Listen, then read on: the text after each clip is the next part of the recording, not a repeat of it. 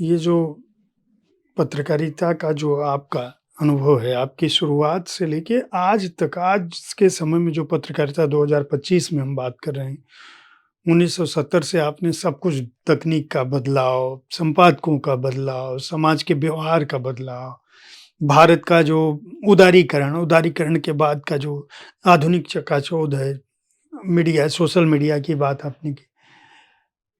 क्या देखते हैं भविष्य हमारा, मतलब मीडिया का क्या है और भारत का भविष्य क्या है? भारत का भविष्य तो उज्ज्वल है। बिल्कुल, मैं कभी मानूँगा नहीं कि निराश निराश होना मेरे जीवन में। मुझे जो अपने संस्कारों से मिला और संपादकों से मिला। अंगे ने बहुत संघर्ष किया। अंगे जी को हटा दिया गया था, नवभारत टाइम्स संपादक बनाया, चूँकि उस समय जेपी आए और जैसे जनता पार्टी सरकार गई उनको हट गए थे। उनको हटना पड़ा था या जो भी कारण रहा। या दिनमान में भी एक समय में कुछ क्राइसिस हुआ था, तो उनको उस समय उन्होंने ही मुझे बताया था कि मुझे क्यों छोड़ना पड़ा था। तो उसके बाद भी जीवन चलता रहा, पत्रिकाएँ बंद हुई, फिर भी दूसरे ढंग से चलती हैं, आज भी कुछ चल रहा है, कुछ ये सही समय के साथ। हाँ, पत्रकारिता में चेंज आया, उसको किस रूप में सुरक्षित रखा जाए, नई विधाओं में भी। जैसे मैंने कहा कि आज भी जो एमबीए किए बच्चे हैं, जो मेडिकल किए हैं, वो लोग भी पुस्तकें पढ़ रहे हैं। वो अच्छी पत्रिकाएँ पढ़ना चाहते हैं, हो सकता है डिजिटल पे पढ़ते हों। मेरा जो अपना अनुभव है, लोगों से बात, आप भी बात करते हैं, आप इतना प्रोग्राम करते हैं।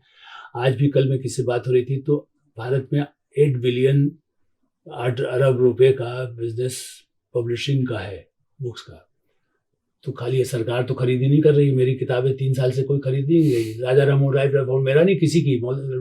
नरेंद्र मोदी जी की पुस्तक भी नहीं खरीदी गई, मन की बात, जो शुरू में निकली थी 2019 में, वो भी नहीं। राजा राम मोहन राय फाउंडेशन में चेक करा लीजिएगा, नहीं वो अलग बात है।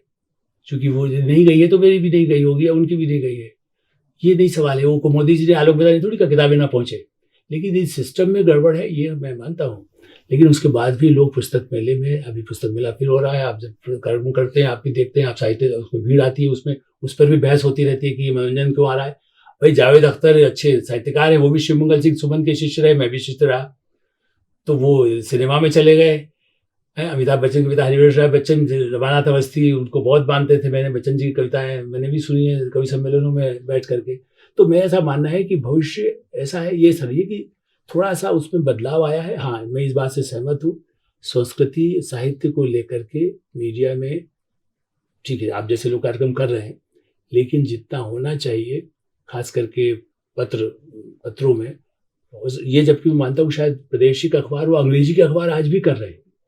पुस्तकों पर संडे गार्जियन भी अच्छा-सा पूरा पेज छाप रहा है, ब्रॉडशीट में है या डे टू डे है या तुक है या वीक है, पुस्तकों लेखकों के बारे में छप रहा है। ये हिंदी में दुर्भाग्य शायद है कि उनमें पूरा प्रश्न कहीं-कहीं छोटा-मोटा ज़रूर आता है, अभी भी हिंदुस्तान में भी छप रहा है कुछ, लेकिन मान लो प्राथमिकता ये हो गई कि भई हमें नहीं छापना है, बिकता कौन है, कौन पढ़ता है? साहित्यकार।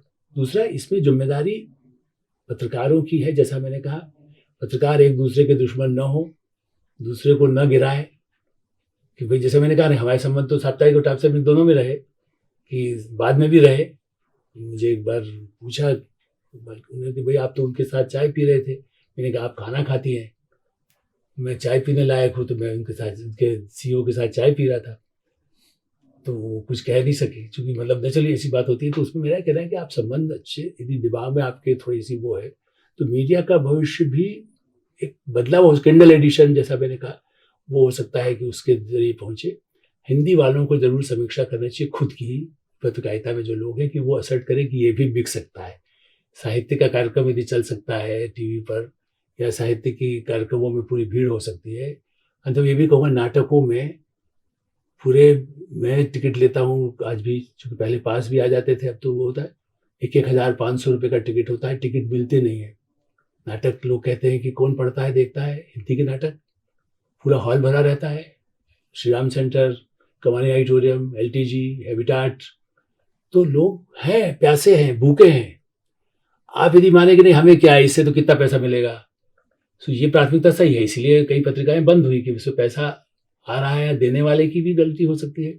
जैसे मैं हर सरकारों में मैंने कहा है कि आप इस आधार पे क्यों जाते हैं कि ये कितनी बिकी या कितनी पत्रिका बिकती है, अखबार बिकता है। कम बिकने वाला भी बहुत अच्छा हो सकता है, अधिक बिकने वाला बहुत ज़रूरी उतना अच्छा हो, और इसीलिए खुद को भी सोचना चाहिए कि मेरे पास पैसा है या नहीं है, लेकिन मेरी प्रतिष्ठा है, तो आप ऐसा पत्रकारिता करें। खाली पैसा ही चाहिए तो मैं सबसे कहता हूँ बच्चों से भी कि भाई आप पीआरओ बन जाओ, डायरेक्टर बन जाओ। मेरे लोग बच्चे तो बेटियाँ वो मार्केटिंग में हैं, डायरेक्टर हैं, ग्लोबल मार्केटिंग डायरेक्टर हैं, तो वो अपना उनकी प्राथमिकता है, लेकिन फिर भी वो पढ़ना है तो जो किताबें पढ़ना है पढ़ते हैं। तो मुझे लगता है भविष्य तो उज्ज्वल है, और चूँकि बहुत तेज़ी से भारत बढ़ रहा है साइंस में, टेक्नोलॉजी में, जिसमें पढ़ने वाले हैं, पहचान करने की ज़रूरत है। और जैसे कहते हैं ना, आप पहचानो कौन मेरा पाठक है, कौन मेरा दर्शक है, कौन मेरा मालिक है और कौन मेरा संपादक है, इसी पर भविष्य टिका है।